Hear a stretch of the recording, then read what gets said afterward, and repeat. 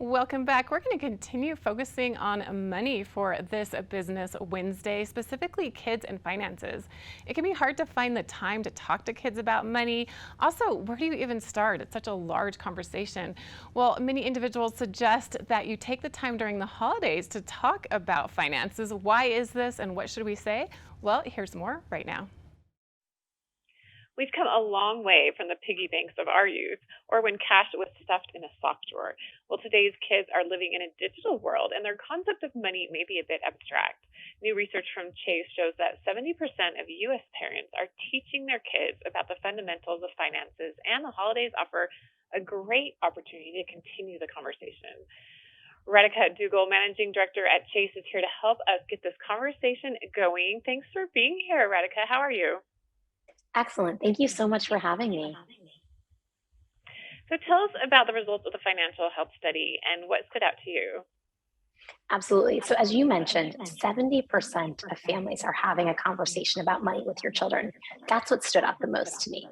And very importantly, families said we're having a conversation as it pertains to decisions we make today, as well as decisions that we want our children to make in the future. So 62% of families said they're having the money conversation in context of everyday choices they make. Do we take that vacation? Do we buy that thing at the grocery store that's on sale versus the one that's not? That's really critical. But equally, if not more critical, is this notion that parents are also having the conversation about money as it pertains to the future. 66% of respondents said we're talking to our kids about saving for the future, about starting savings accounts.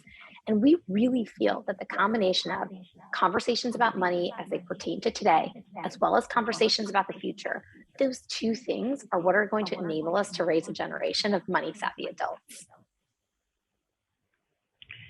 And what is the best way to get the conversation started with kids?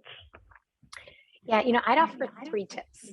The first is just get started. So many of us hesitate because we feel like we don't have all the answers or we've made mistakes in the past. And that might be true, but your children don't need an expert.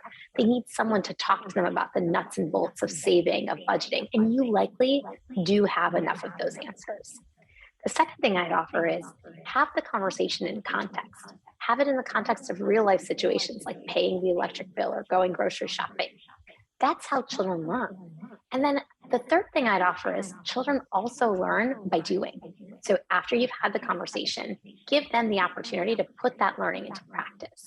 We have a product called Chase First Banking that's really a tool for parents. It's free for Chase customers, and it's a bank account and debit card for kids. It enables kids to see how their savings account can grow when they deposit their allowance in it, what happens when they swipe their debit card or buy something online. And it's really that combination of having the conversation and then putting it into practice that helps kids really internalize the lessons and grow. Why are the holidays an especially good time to have this conversation? The holidays are a great time to have this conversation for two of the reasons I mentioned earlier. The first is there's no better time to have a conversation about money in context of spending. The holidays, in a lot of ways, are about spending, about giving gifts, about having experiences, about taking vacations.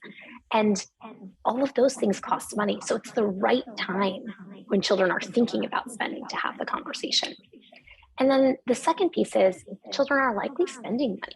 They're likely out buying gifts for their friends or their family or a teacher.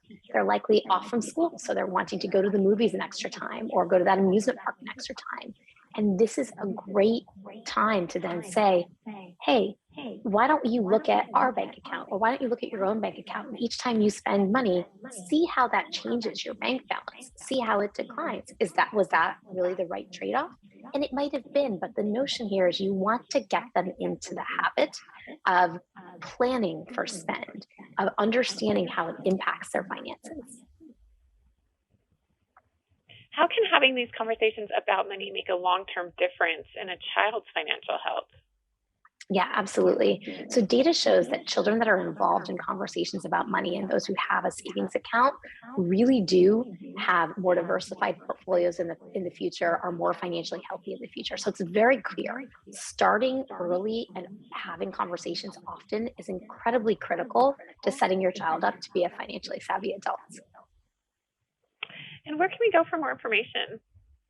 For more information, please visit chase.com/financial goals. Well, thank you so much, Radhika, for being here today. Really appreciate your time and this great information about kids and money and why we need to have these conversations now, and the holidays are the perfect opportunity. Thanks for your time. Thank you so much for having me.